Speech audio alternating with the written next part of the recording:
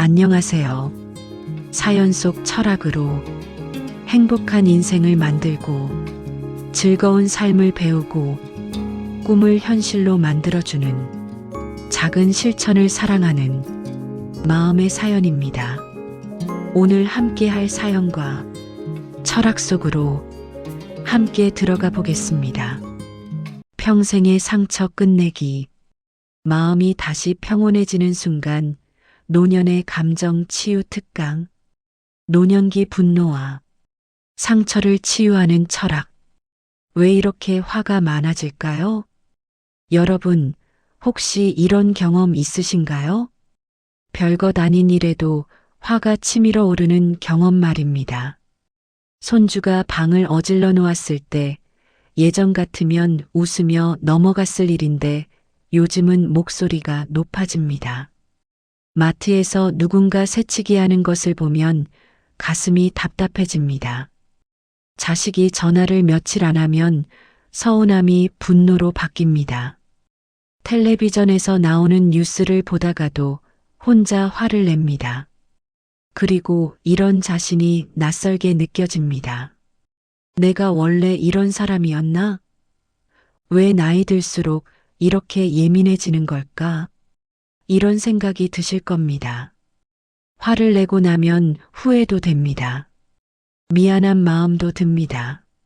하지만 다음에 또 비슷한 상황이 오면 또다시 화가 올라옵니다.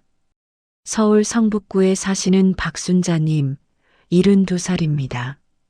순자님은 최근 들어 자신이 많이 변했다고 느낍니다.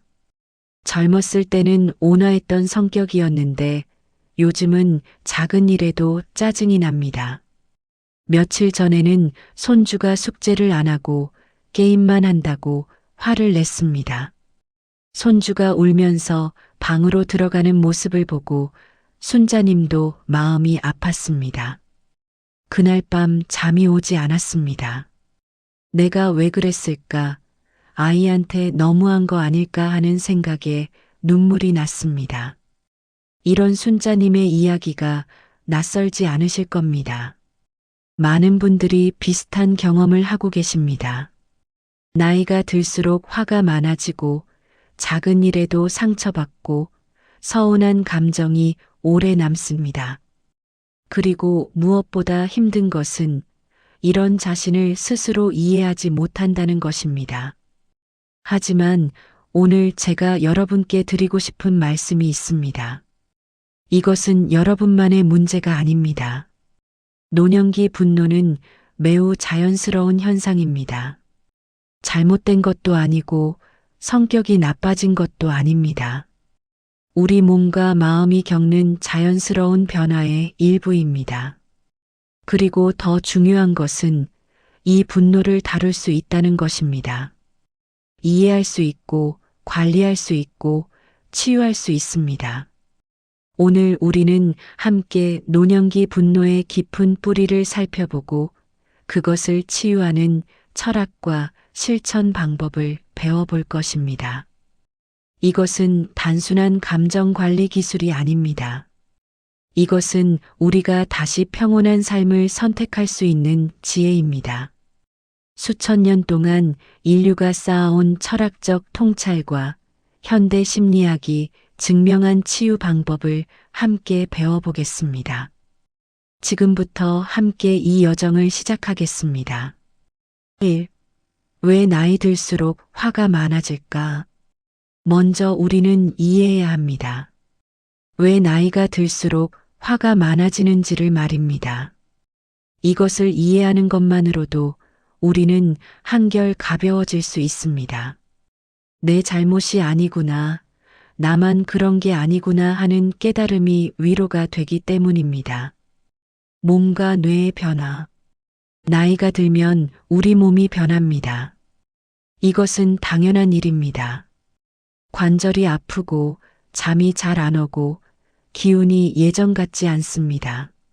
눈에 보이지 않는 변화도 일어납니다. 바로 뇌의 변화입니다.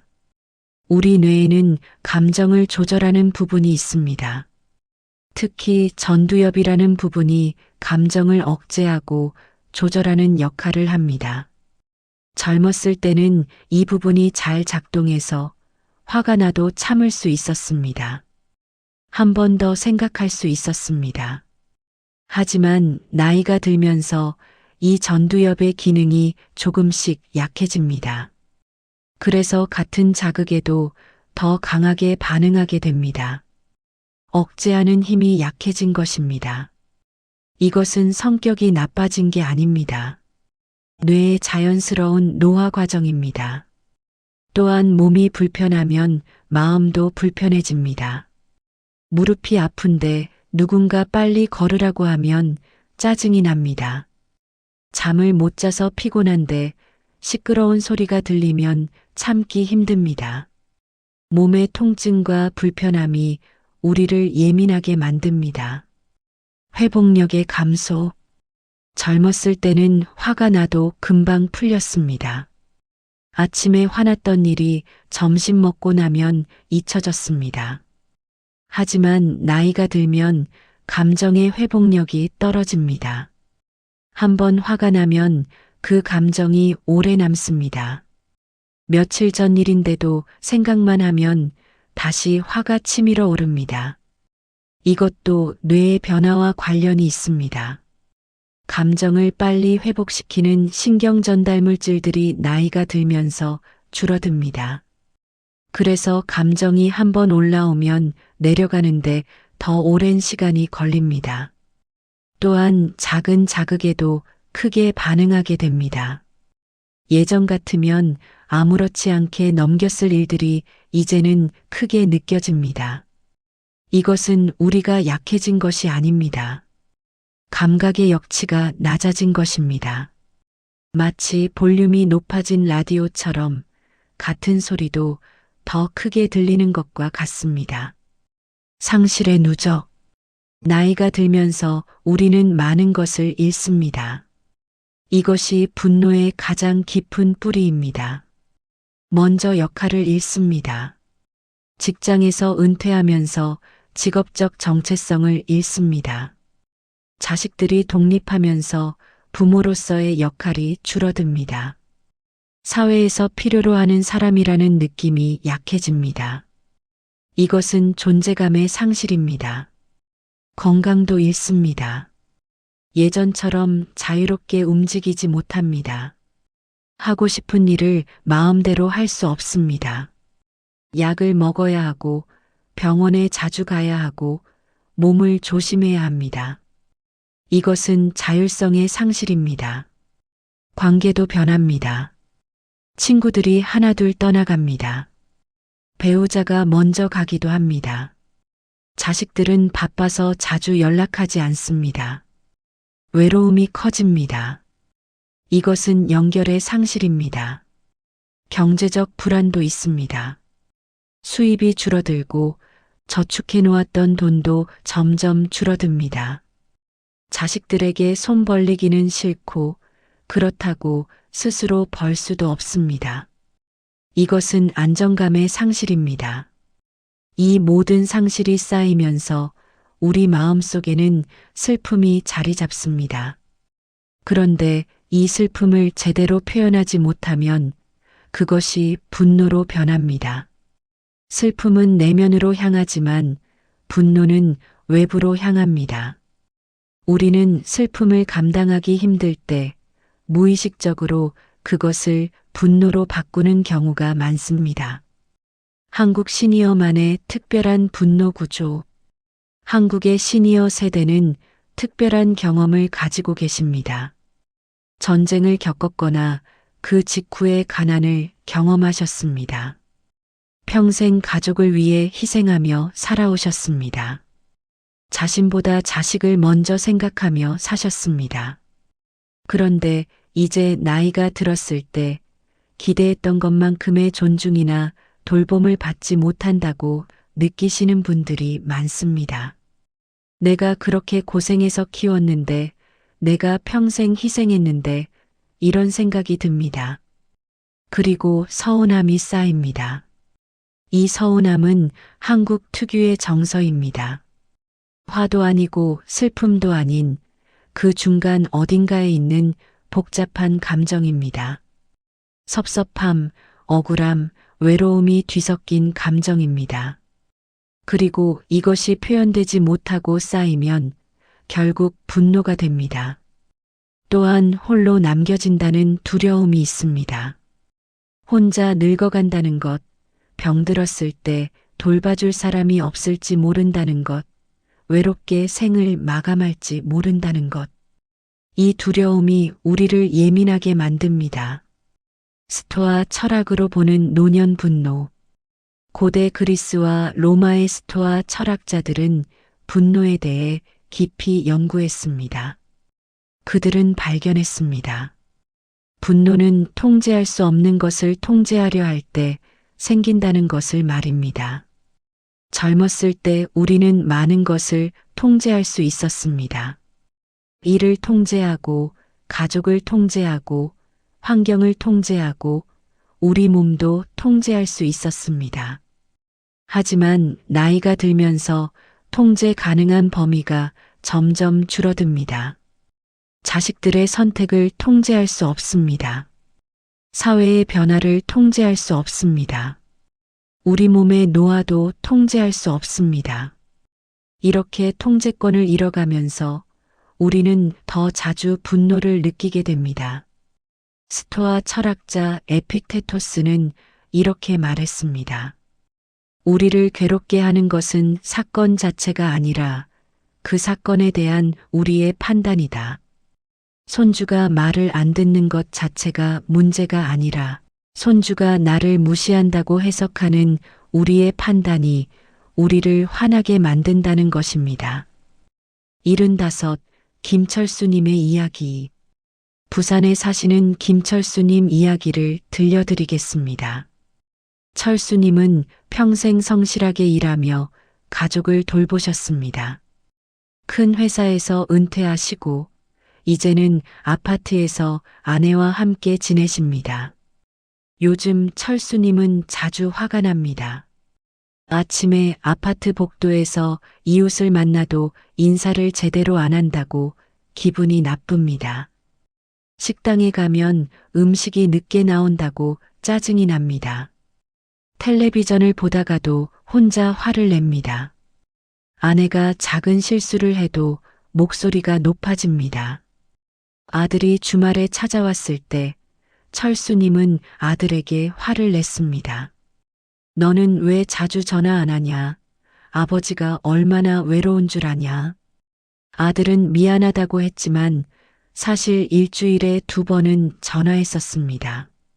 철수님은 그것도 부족하다고 느꼈습니다. 그날 밤 철수님은 잠을 이루지 못했습니다. 내가 왜 이렇게 됐을까? 원래 나는 이런 사람이 아니었는데. 거울을 보니 낯선 사람이 서 있는 것 같았습니다. 화난 얼굴, 굳어진 표정. 이게 나인가 싶었습니다. 철수님의 이야기는 많은 분들의 이야기입니다. 우리는 이제 이 분노의 뿌리를 이해했습니다. 다음 단계는 이것을 어떻게 다룰 것인가입니다. 2. 감정의 재구성, 스토아 철학 더하기 CBT. 이제 우리는 실질적인 해결책으로 들어가겠습니다. 어떻게 하면 이 분노를 다룰 수 있을까요? 수천 년 된 지혜와 현대 심리학이 만나는 지점이 바로 여기에 있습니다. 스토아 철학의 3가지 핵심 원리. 1. 통제의 이분법. 스토아 철학의 가장 중요한 가르침입니다. 세상의 모든 것을 2가지로 나누십시오. 내가 통제할 수 있는 것과 통제할 수 없는 것으로 말입니다. 통제할 수 있는 것은 무엇입니까? 내 생각, 내 반응, 내 태도, 내 선택. 이것뿐입니다. 생각보다 훨씬 적습니다. 통제할 수 없는 것은 무엇입니까? 다른 사람의 생각, 다른 사람의 행동, 과거에 일어난 일, 날씨, 나이 드는 것, 세상의 변화. 이것이 대부분입니다. 우리의 분노는 대부분 통제할 수 없는 것을 통제하려고 할 때 생깁니다. 자식이 내 뜻대로 살기를 바라지만 그것은 통제할 수 없는 것입니다. 몸이 예전처럼 움직이기를 바라지만 그것도 통제할 수 없는 것입니다. 스토아 철학자들은 말합니다. 통제할 수 없는 것은 놓아주십시오. 대신 통제할 수 있는 것에 집중하십시오. 내가 선택할 수 있는 것, 바로 내 반응에 집중하십시오. 손주가 말을 안 듣습니다. 손주의 행동은 내가 통제할 수 없습니다. 하지만 내가 어떻게 반응할지는 선택할 수 있습니다. 화를 낼 수도 있고, 차분하게 이야기할 수도 있고, 잠시 방을 나갔다가 돌아올 수도 있습니다. 이것이 내 통제 범위입니다. 2. 지각의 전환. 스토아 철학자 마르쿠스 아우렐리우스는 이렇게 말했습니다. 외부의 것이 너를 괴롭게 하는가? 그렇다면 너를 괴롭게 하는 것은 그것이 아니라 그것에 대한 내 판단이다. 그 판단을 지금 당장 지워버릴 수 있다. 같은 사건도 어떻게 보느냐에 따라 다르게 느껴집니다. 자식이 자주 전화하지 않는 것을 나를 무시한다고 볼 수도 있고 바쁘게 살고 있구나라고 볼 수도 있습니다. 어느 쪽을 선택하느냐에 따라 우리 감정이 완전히 달라집니다. 이것은 현실을 부정하는 것이 아닙니다. 오히려 현실을 더 정확하게 보는 것입니다. 우리는 자주 현실에 우리의 해석을 덧붙입니다. 그리고 그 해석을 현실이라고 착각합니다. 아파트 복도에서 이웃이 인사를 안 했습니다. 사실은 그저 인사를 안 했다는 것뿐입니다. 하지만 우리는 여기에 해석을 더합니다. 나를 무시했다. 나를 업신여긴다. 요즘 세상 인심이 없다. 이 모든 것은 우리가 덧붙인 해석입니다. 지각을 전환한다는 것은 사실과 해석을 분리하는 것입니다. 그리고 더 건설적인 해석을 선택하는 것입니다. 혹시 못 봤을 수도 있다. 무언가 고민이 있을 수도 있다. 원래 과묵한 분일 수도 있다. 이렇게 보면 화가 덜 납니다. 3. 반응하기 전 간격 만들기. 스토아 철학의 가장 실용적인 가르침입니다. 자극과 반응 사이에 간격을 만드십시오. 그 짧은 간격이 모든 것을 바꿉니다. 누군가 우리를 화나게 하는 말을 했을 때 즉시 반응하지 마십시오. 잠깐 멈추십시오. 숨을 한번 깊이 쉬십시오. 그리고 생각하십시오. 지금 내가 어떻게 반응할 것인가? 이 짧은 간격이 우리에게 선택권을 줍니다. 자동적으로 화내는 대신 의식적으로 반응을 선택할 수 있게 됩니다. 인지행동 치료, CBT의 활용. 현대 심리학, 특히 인지행동 치료는 스토아 철학과 놀랍도록 비슷한 원리를 가지고 있습니다. CBT의 핵심은 이것입니다. 우리의 생각이 감정을 만들고 감정이 행동을 만든다는 것입니다.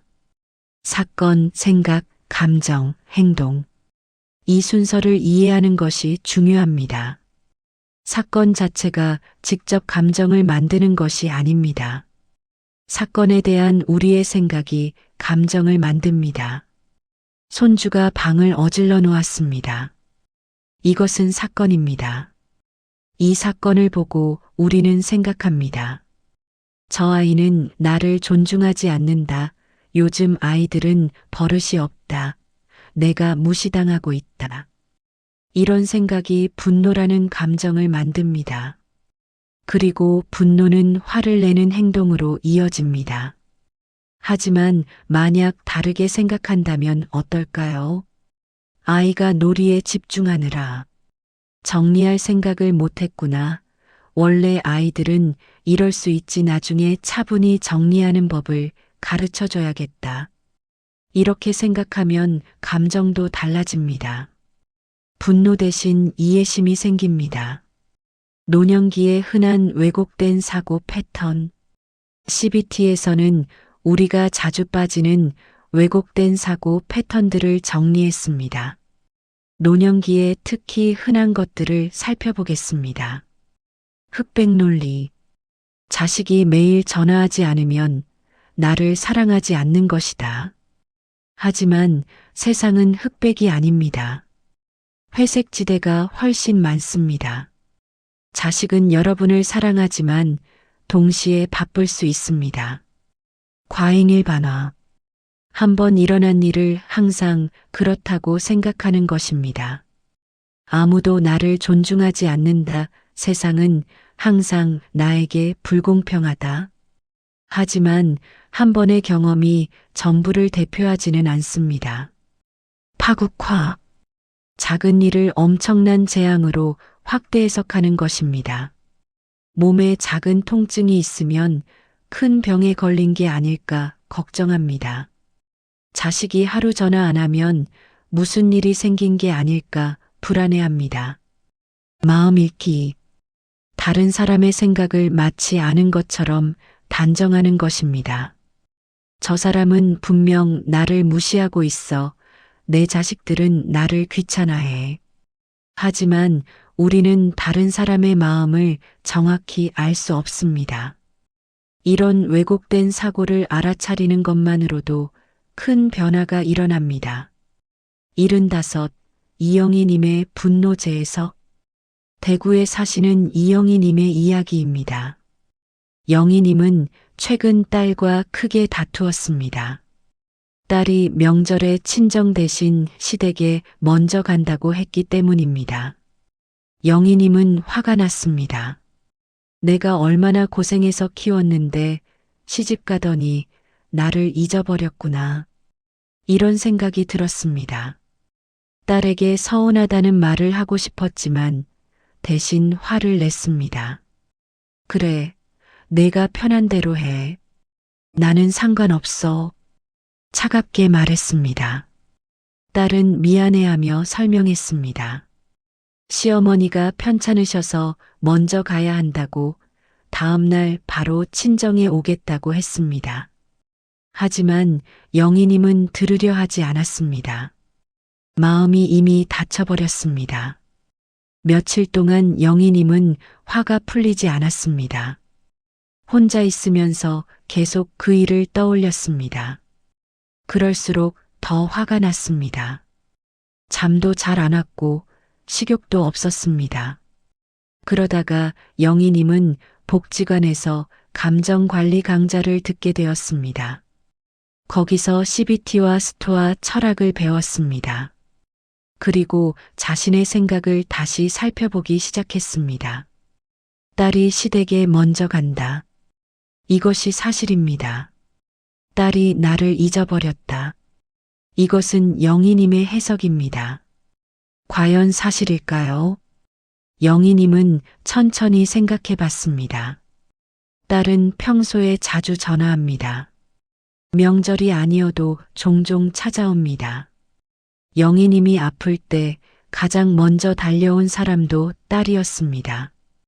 이런 것들을 생각하니 나를 잊어버렸다는 해석이 맞지 않다는 것을 알았습니다. 그렇다면 다르게 해석할 수 있을까요? 딸은 나를 사랑하지만 동시에 시댁도 돌봐야 하는 어려운 위치에 있구나. 한정된 시간에 양쪽을 다 만족시키기는 어렵겠구나. 딸도 힘들겠다. 이렇게 생각하니 감정이 달라졌습니다. 분노가 이해심으로 바뀌었습니다. 영희님은 딸에게 전화했습니다. 엄마가 미안했어. 너도 힘들 텐데 엄마가 너무 서운해했구나. 시어머니 잘 모시고 와. 그리고 다음 날 우리 집에서 천천히 쉬렴. 딸은 울먹였습니다. 엄마 고마워요. 정말 미안했어요. 그날 밤 영희님은 오랜만에 편히 잠들었습니다. 마음이 가벼웠습니다. 생각을 바꾸니까 마음이 바뀌는구나 신기했습니다. 3단계 감정 재구성 실습. 이제 구체적인 실습 방법을 알려드리겠습니다. 화가 날 때 이 세 단계를 따라 해보십시오. 1단계 멈추기.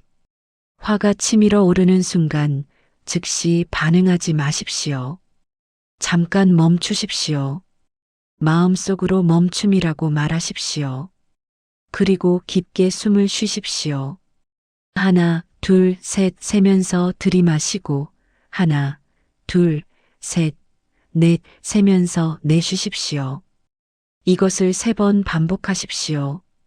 이 짧은 시간이 우리에게 선택의 여지를 줍니다. 자동 반응에서 의식적 반응으로 전환할 수 있는 시간입니다. 2단계 이름 붙이기. 지금 내가 느끼는 감정에 정확한 이름을 붙이십시오. 나는 지금 화가 났다. 나는 지금 서운하다. 나는 지금 무시당한 느낌이다.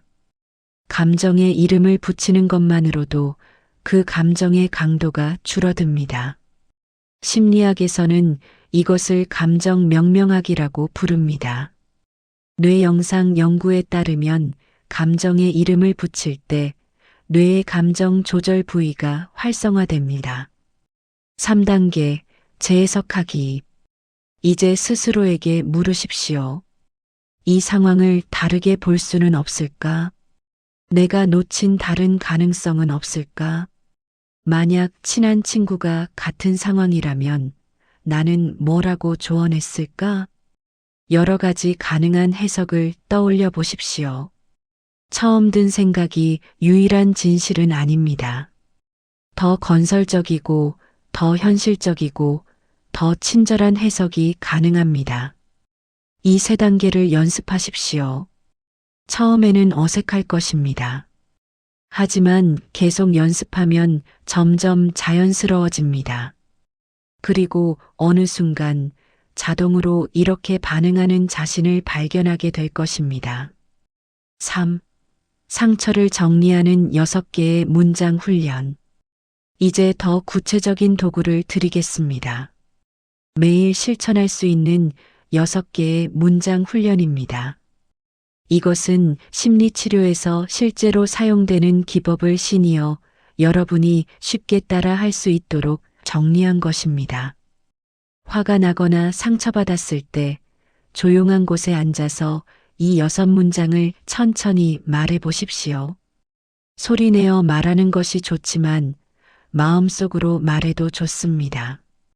중요한 것은 한 문장 한 문장 진심으로 느끼며 말하는 것입니다. 첫 번째 문장. 지금 내 감정은 이것이다. 먼저 지금 느끼는 감정을 정확히 인식하십시오. 지금 내 감정은 화남이다. 지금 내 감정은 서운함이다. 지금 내 감정은 외로움이다. 감정을 인정하는 것이 첫 단계입니다. 많은 분들이 감정을 부정하려고 합니다. 화난 게 아니야, 괜찮아, 이렇게 말하며 감정을 억누릅니다. 하지만 억눌린 감정은 사라지지 않습니다. 오히려 더 강해집니다. 감정을 인정하십시오. 그래, 나는 지금 화가 났어. 그리고 그것은 괜찮아. 사람이니까 화날 수 있지. 이렇게 인정하는 것만으로도 감정이 조금 누그러집니다. 인천에 사시는 박정자님, 69살입니다. 정자님은 최근 아들과 다툰 뒤 마음이 힘들었습니다. 아들이 경제적으로 도와달라고 했는데 정자님은 여유가 없어서 거절했습니다. 그런데 아들이 서운한 표정으로 돌아갔습니다.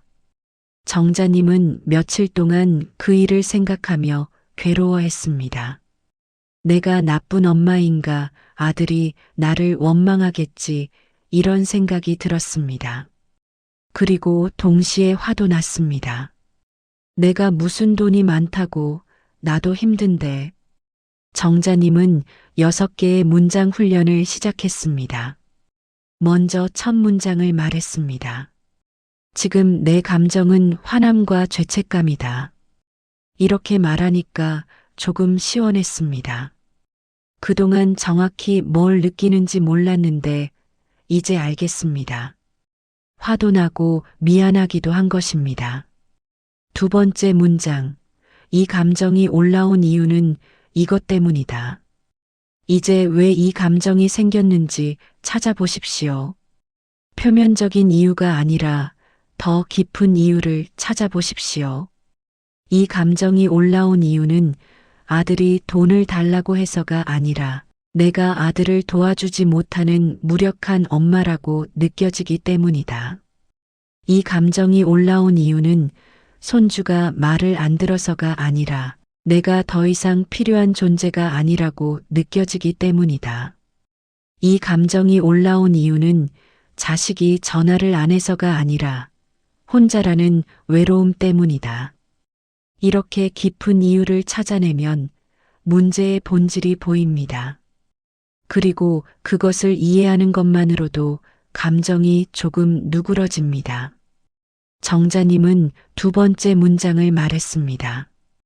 이 감정이 올라온 이유는 내가 좋은 엄마가 되지 못한다고 느껴지기 때문이다. 이 말을 하자마자 눈물이 났습니다. 그래, 이게 진짜 이유였구나. 나는 아들을 도와주고 싶은데 도와줄 수 없는 내 자신이 한심하게 느껴진 것입니다. 세 번째 문장. 하지만 사실 그 생각이 전부 사실은 아니다. 이제 우리의 생각에 도전해 볼 차례입니다.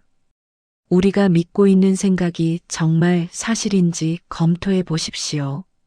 내가 아들을 도와주지 못한다고 해서 나쁜 엄마는 아니다. 나는 할 수 있는 만큼 했다. 그것으로 충분하다. 손주가 말을 안 듣는다고 해서 나를 존중하지 않는 것은 아니다. 아이는 그냥 아이일 뿐이다. 자식이 자주 전화하지 않는다고 해서 나를 사랑하지 않는 것은 아니다. 바쁜 것뿐이다. 우리의 첫 번째 생각은 자주 과장되어 있거나 왜곡되어 있습니다. 그것을 객관적으로 다시 살펴보십시오. 정자님은 세 번째 문장을 말했습니다. 하지만 사실 그 생각이 전부 사실은 아니다. 나는 평생 아들을 최선을 다해 키웠다. 지금 경제적으로 도와주지 못한다고 해서 나쁜 엄마가 되는 것은 아니다. 나도 나를 돌봐야 한다. 이 말을 하니까 조금 마음이 편해졌습니다. 맞아. 나는 평생 최선을 다했어. 지금 도와주지 못한다고 해서 그동안의 모든 것이 무의미해지는 건 아니지. 네 번째 문장. 지금 내가 할 수 있는 것은 이것뿐이다. 이제 우리의 통제 범위를 명확히 하십시오. 내가 할 수 있는 것과 없는 것을 구분하십시오. 지금 내가 할 수 있는 것은 아들에게 사랑한다고 말하는 것뿐이다. 경제적으로 도와줄 수는 없지만 내 마음을 전할 수는 있다. 지금 내가 할 수 있는 것은 손주에게 차분히 설명하는 것뿐이다. 아이의 행동을 완전히 통제할 수는 없지만 내 태도는 선택할 수 있다. 지금 내가 할 수 있는 것은 내 외로움을 인정하고 친구에게 연락하는 것뿐이다. 우리가 할 수 있는 작은 것에 집중하십시오. 할 수 없는 큰 것을 걱정하는 대신 할 수 있는 작은 것을 하십시오. 정자님은 네 번째 문장을 말했습니다.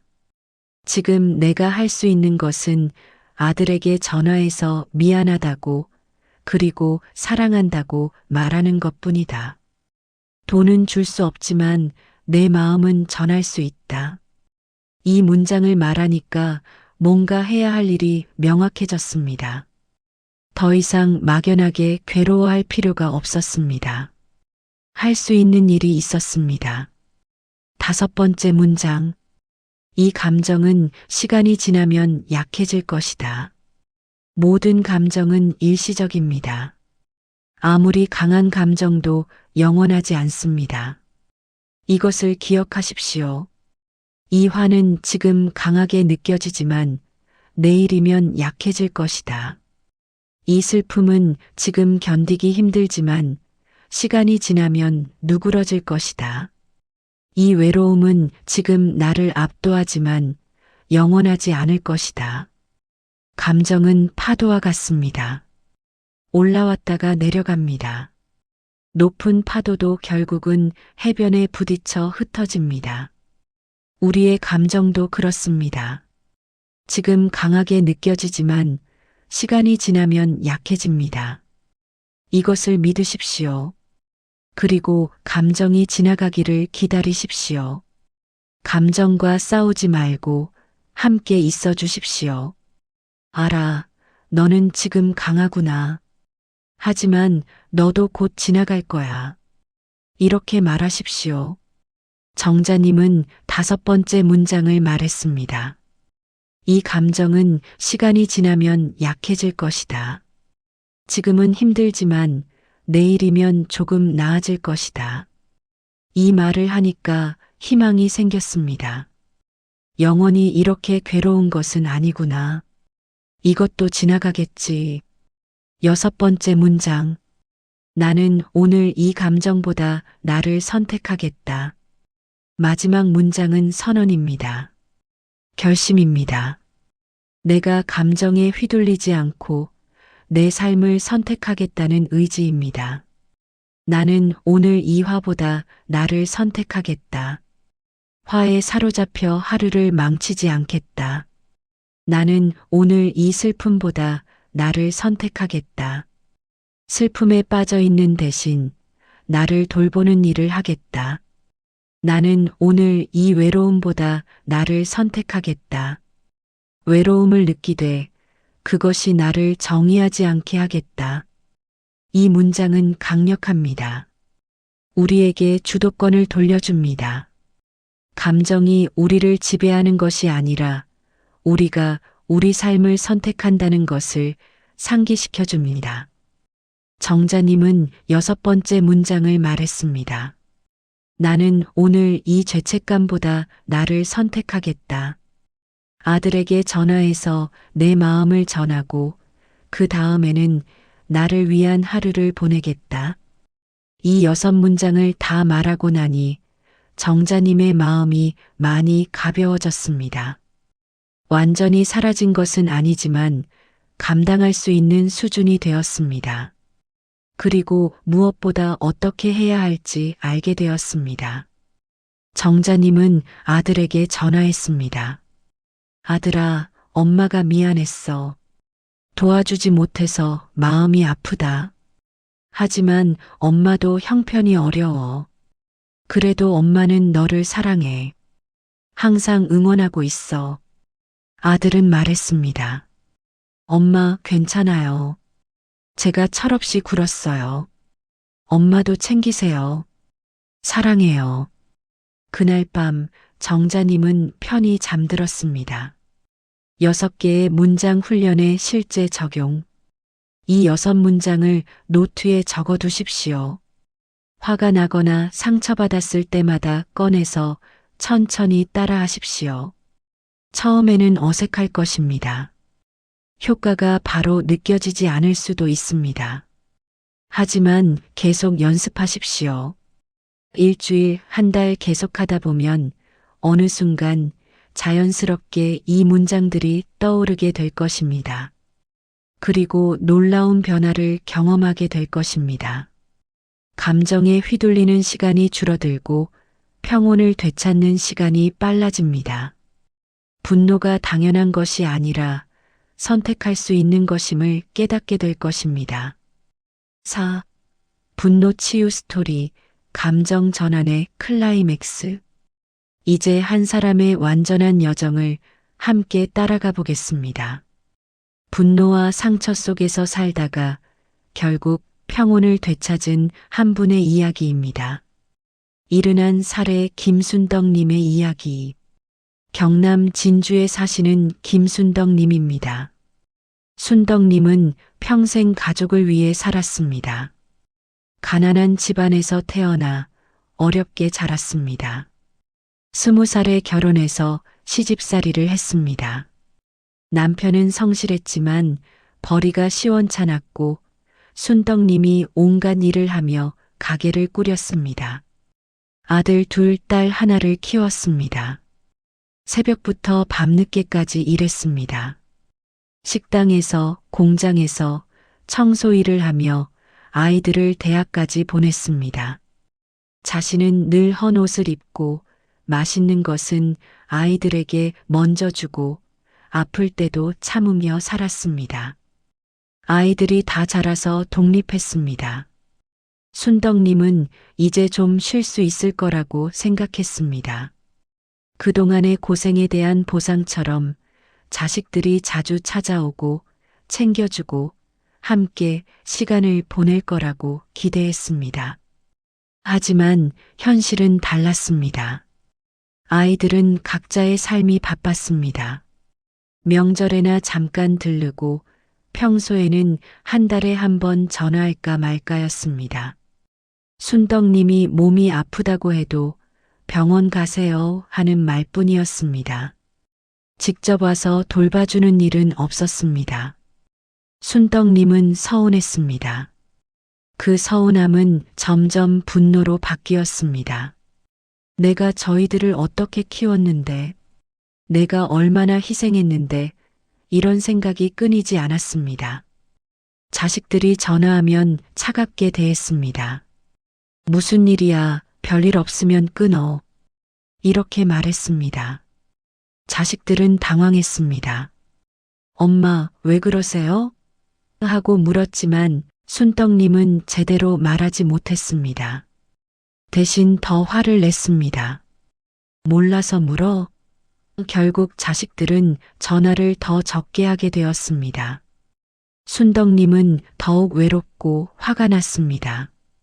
남편마저 돌아가시고 나서 순덕님은 혼자가 되었습니다. 아파트에 혼자 살면서 날마다 쓴소리를 했습니다. 이웃을 만나도 투덜거렸습니다. 요즘 자식들은 부모 생각이 없어요. 친구들도 하나둘 떨어져 나갔습니다.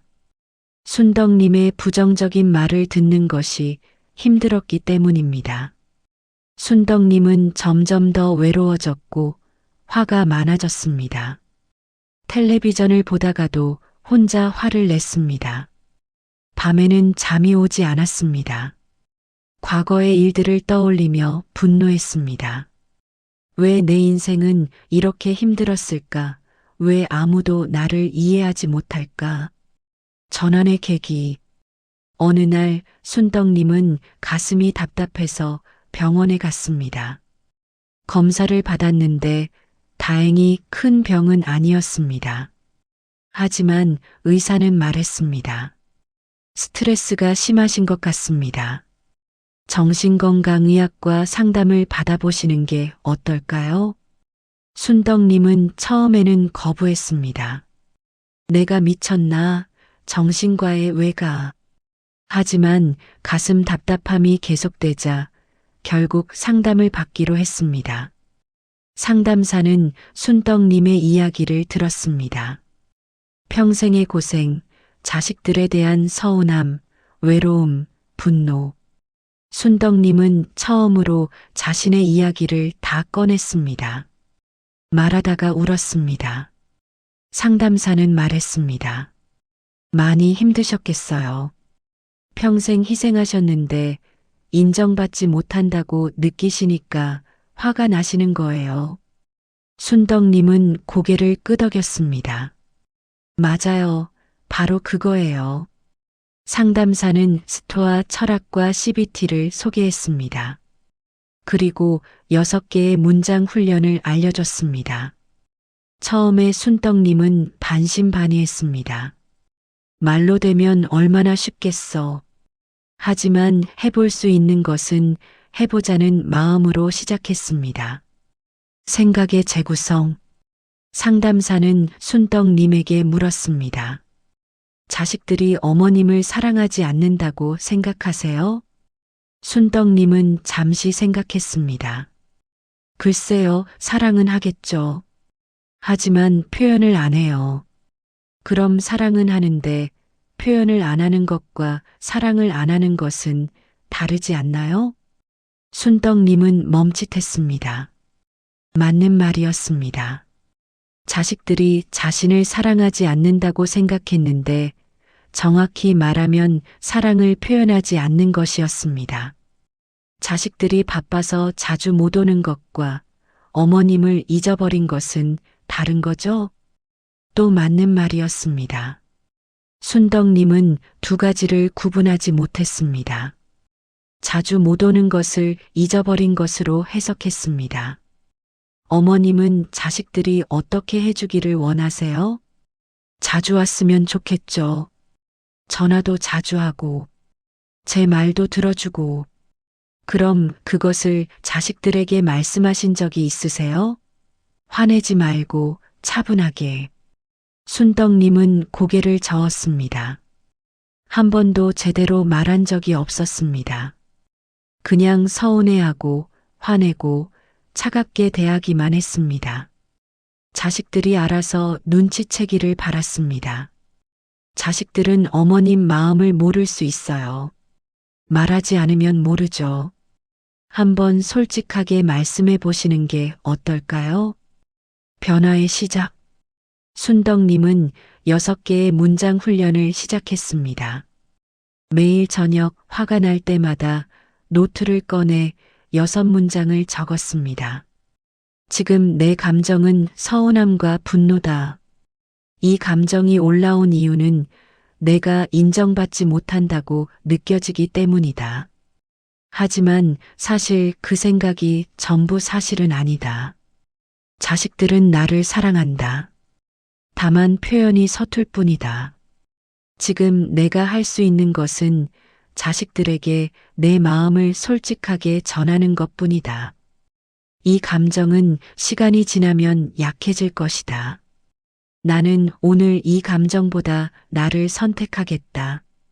처음에는 효과를 못 느꼈습니다.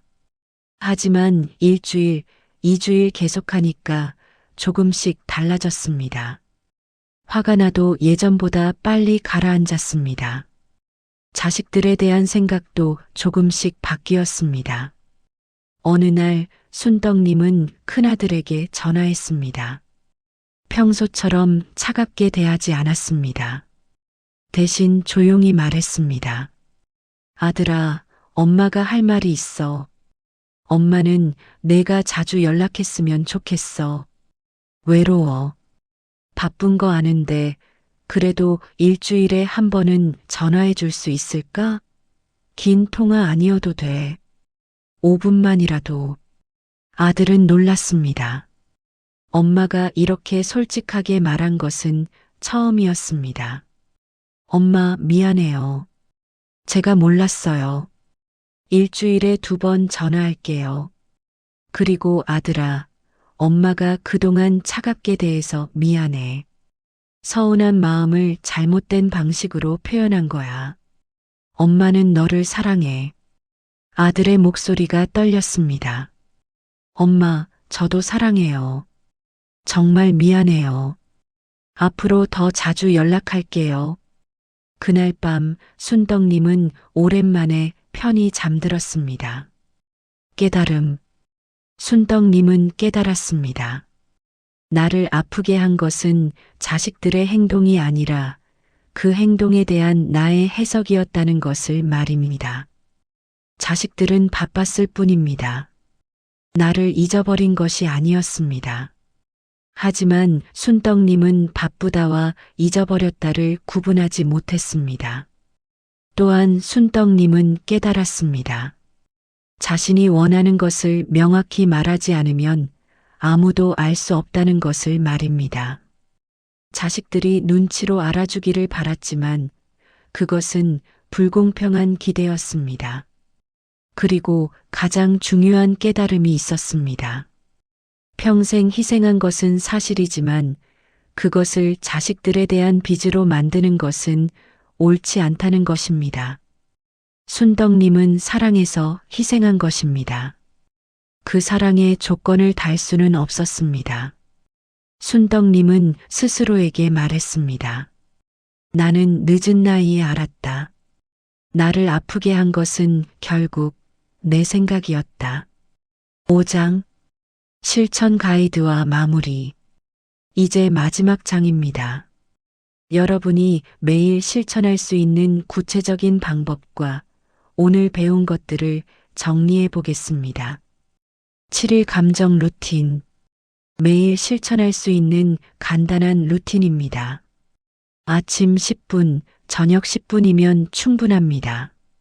아침 루틴 5분에서 10분. 눈을 뜨면 침대에 앉아 깊게 숨을 5번 쉽니다.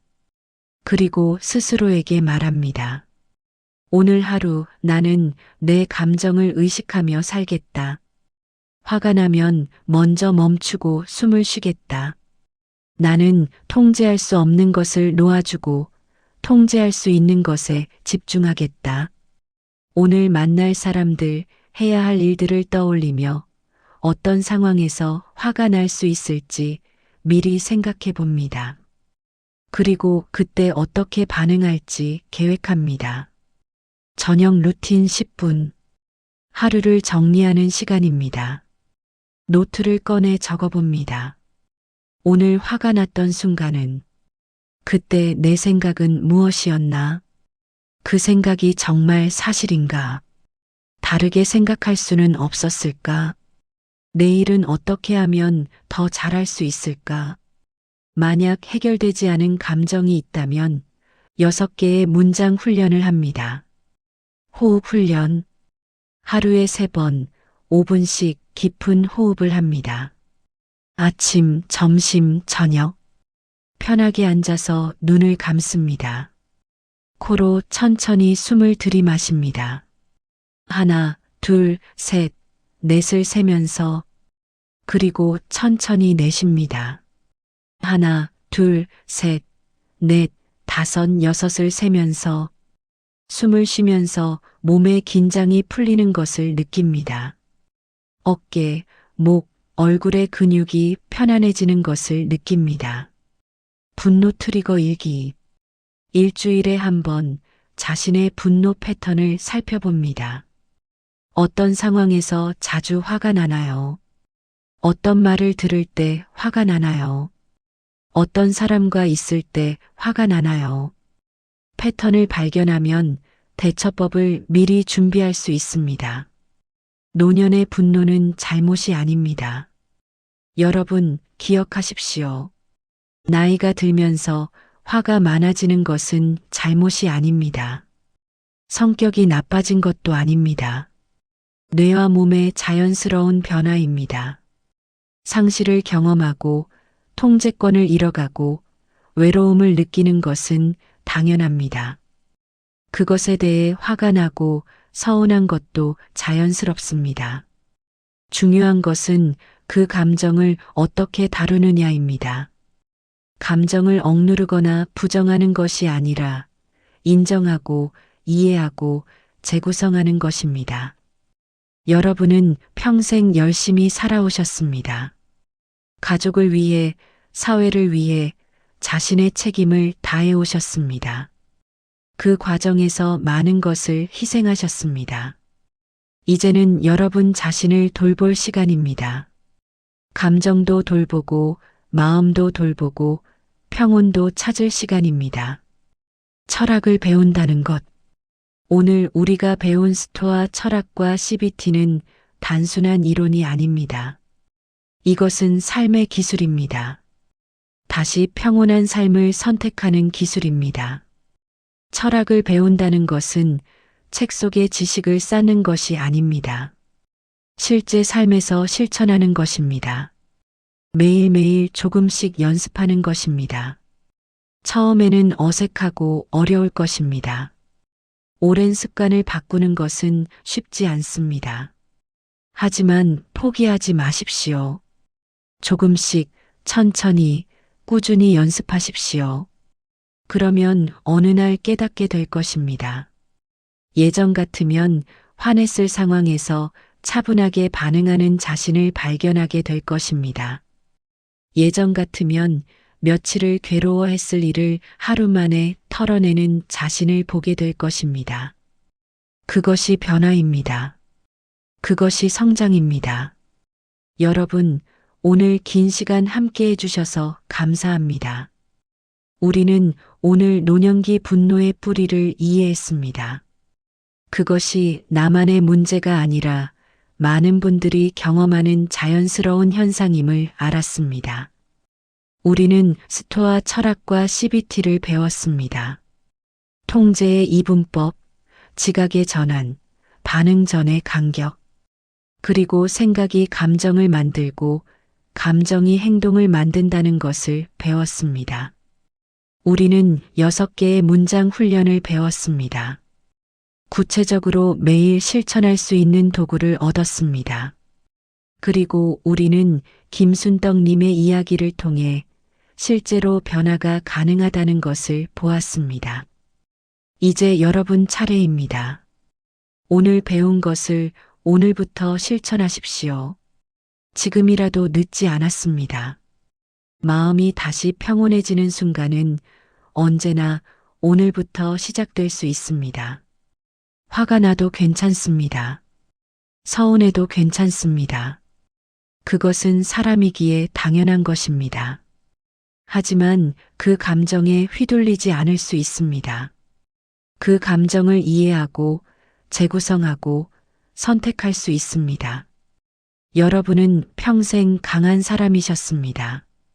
어려움을 견뎌내고 책임을 다하고 가족을 지키셨습니다. 이제는 자신의 마음도 지킬 수 있습니다. 감정의 주인이 되십시오. 분노에 휘둘리지 말고 분노를 이해하십시오. 상처에 사로잡히지 말고 상처를 치유하십시오. 여러분은 할 수 있습니다. 오늘 배운 것을 매일 실천하십시오. 그리고 내일도 모레도 그 다음 날도 계속하십시오. 그러면 한 달 후 여러분은 다른 사람이 되어 있을 것입니다. 더 평온하고 더 자유롭고 더 행복한 사람이 되어 있을 것입니다. 마음이 다시 평온해지는 순간, 그것은 지금 이 순간부터 시작됩니다. 여러분 모두에게 평화가 함께하기를 바랍니다. 감사합니다.